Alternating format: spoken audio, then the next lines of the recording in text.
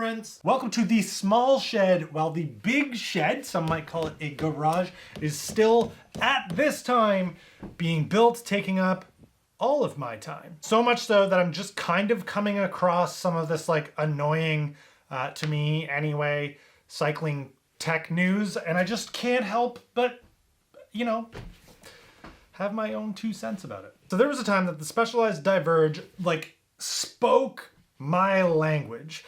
Here's this drop bar bike, this like new gravel category, and they're showing it in these cool ways. Like, and one of the first videos showing like the adventure gravel side of riding, Specialized made like 6 years ago. There was this series they were calling Adventure Dispatch, and there was the spotlight on this rider, Ty Hathaway. And in the video, he's like jibbing the bike around, he's like doing nose wheelies, like nose bonking, hopping stuff, and mentions he's like, I was a BMXer, you know, I tend to play around on bikes a lot, and there he was riding a Diverge. And for me, and I think a generation of BMXers, we were like, he's riding a Diverge, he's doing all kinds of stuff with it. The company is promoting it. Obviously, it can do these things. I'm on board. Until like 2018-ish. Specialized put the Roubaix-developed Future Shock on the fork at the head tube. Like, look at this thing, and then try and tell me that that view makes you want to like hop and do nose bonks and do stuff with that bike. Not to mention, it absolutely ruined the lines of the bike itself.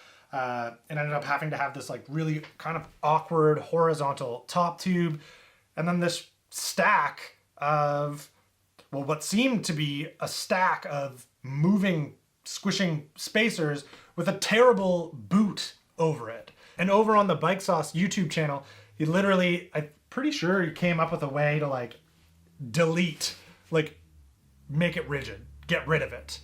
Let me just check that. Hey everyone, in this video we're talking about, as far as I know, the first documented Future Shock delete. Now what's a Future Shock delete, you might ask? Yeah, he did. And just in the first little bit of watching this, seeing that taken apart makes me hate the Future Shock setup so much. I'm sure it works fine. Like, the people who like it probably like it, but as a mechanic and someone who likes to like mess with bikes.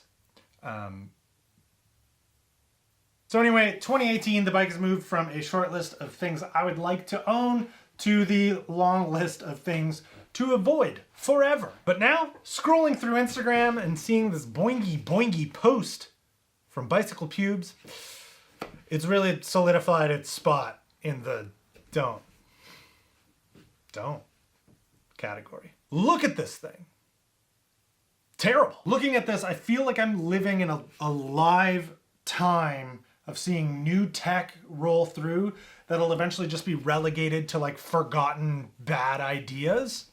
Like this rear suspension, like seat post suspension thing reminds me of like a soft ride or like mountain bike, like a Pro Flex, like old tech like that was ugly and maybe worked kind of, but was just so terrible looking and eventually so expensive to keep up with maintenance that it could never succeed. And that's probably what's going to happen with this. This is ugly. The Diverge was a good looking bike before. Look at it now. That looks bad. That rear suspension dampening rod thing sticking out of the back of the top tube with a collar holding on to the seat, it looks incomplete. I'm surprised they didn't decide to put like a boot or something over this to try and hide it a little bit. And if you ask me, it sort of puts it on the same level of, say, like a loaf fork. I think they're terrible looking.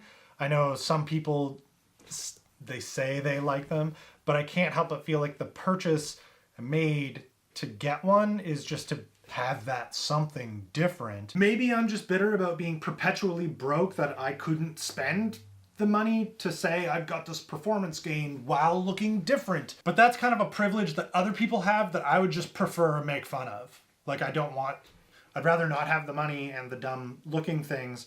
I'd rather just like be a bit of an asshole and poke fun at someone who has spent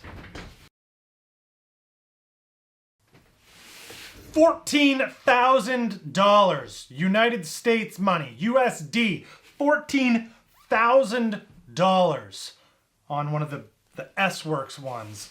They go, here, let's see, 9,500 USD, 7,500 USD. This S-Works bike, this S-Works stabilized the rider Diverge. This costs as much as I have into my garage right now. That is so expensive. That is so irritatingly expensive. I hate that. And that's another thing that's going to be a problem with this. To get into the cheapest version of this, $7,500, like, the masses cannot even begin to think about trying this. Like, can they make this cheaper? Will there be enough of a market from the people with that kind of disposable income to make Specialized think that they need to bring this down to the lower end, like more affordable, like actually achievable models? There was actually like affordable versions of this where someone like me might be like, okay, it's inexpensive enough to actually try. Maybe it's pretty good. Then you see more of them around and the weird look of like the ugliness tends to go away, because as your eyes see something more and more, you begin to think, well, maybe it's not so bad. Like, as you get used to seeing something, the ugliness goes. That's a very uneloquent way of putting it.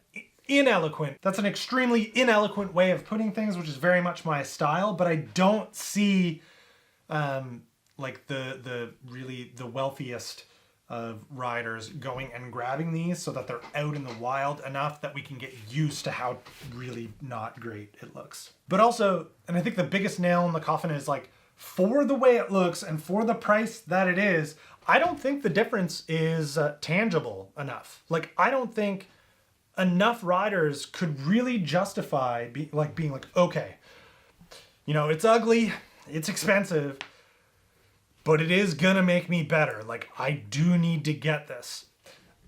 I don't see that happening. Like, this isn't nearly as bad as that. Like, what is the SCW1 front end linkage mountain bike suspension, which just looks like the mountain bike version of Predator when he like opens his face. This is terrible. They say there's some benefits to it, but look at the thing. Have you ever like dealt with the linkage on a bike? All those linkages like this, after you beat up a bike enough, they'll be absolutely fucked. And then what do you do with this so unbelievably terrible looking thing? I see the same thing happening with the rear end of that bike, the dampening, whatever it is that's in that frame. Like, you probably are gonna have to replace it. It's gonna have to be serviced. Like, it's literally a piece of the bike. If it's not there, if the bike doesn't work, and I guarantee you it's expensive to deal with. And I just don't see this thing being as fun as what the original Diverges were. I don't know. Oh, it's so dumb. Okay. Regular vlogs soon.